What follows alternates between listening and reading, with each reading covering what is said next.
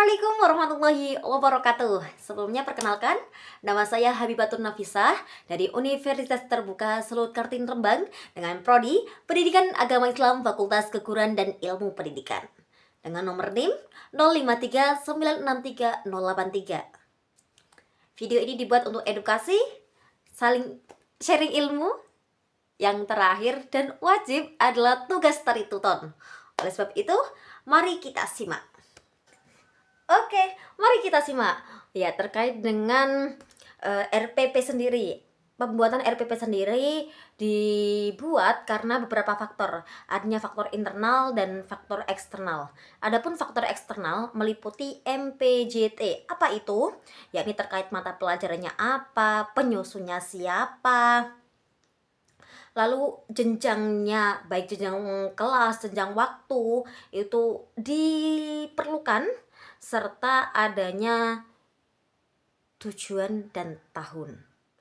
Terkait dengan faktor internal sendiri, yakni terkait dengan elemen atau sering adanya MCK3, yakni terkait dengan capaian, lalu adanya ketentuan, adanya cara, serta adanya kreativitas dan keaktifan.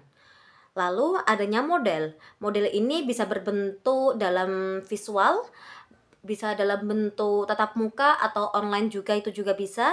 Terus adanya sarana prasarana, seperti kalau kita dalam dunia digital, maka kita memerlukan terkait dengan wifi, LCD, terus sound system dan lain sebagainya. Kalau sarana untuk orang-orang yang tatap muka yang berbasis tulis, maka kita juga menentukan terkait sarana yang kita gunakan. Ini digunakan untuk yang jenjang SD sampai SMA ya, karena kalau di bawah itu, baik itu PAUD atau TK, biasanya sering kepada pembelajaran berbasis apa ya namanya, berbasis dengan hal-hal yang terjun langsung atau praktek. Lalu adanya asesmen. Asesmen sendiri terkait dengan hal nanti di kelas itu dibuat individu atau kelompok, begitu. Lalu, terkait dengan isi modul sendiri, adanya materi, tujuan materi, pemahaman, serta cara memantik. Maksudnya, dalam hal ini kita melihat pembelajaran yang kita sampaikan harus sesuai dengan isi, atau isi itu harus sesuai relevan dengan mata pelajaran yang kita ampu.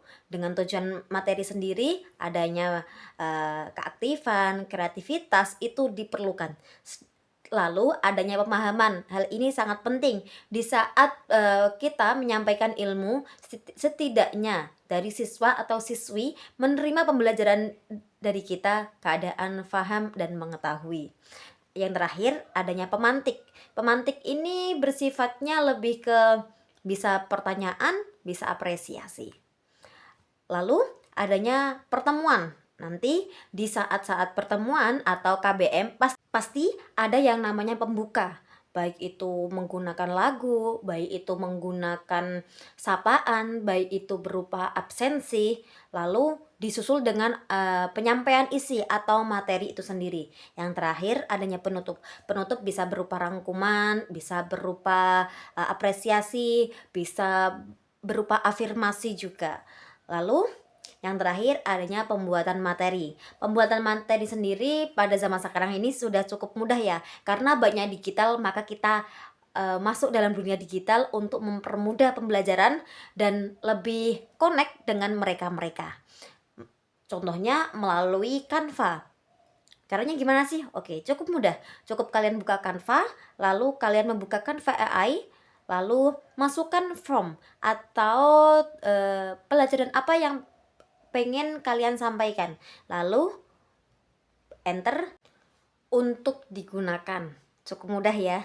Untuk zaman-zaman sekarang ini AI bukan lagi masanya kita terbodohkan dengan AI, tetapi kita juga harus bisa menguasai AI. Untuk apa? Hal-hal positif. Cukup sekian dari saya, kurang lebihnya mohon dimaafkan. Wallahu muwaffiq ila aqwamit thoriq. Wassalamualaikum warahmatullahi wabarakatuh. Bye bye.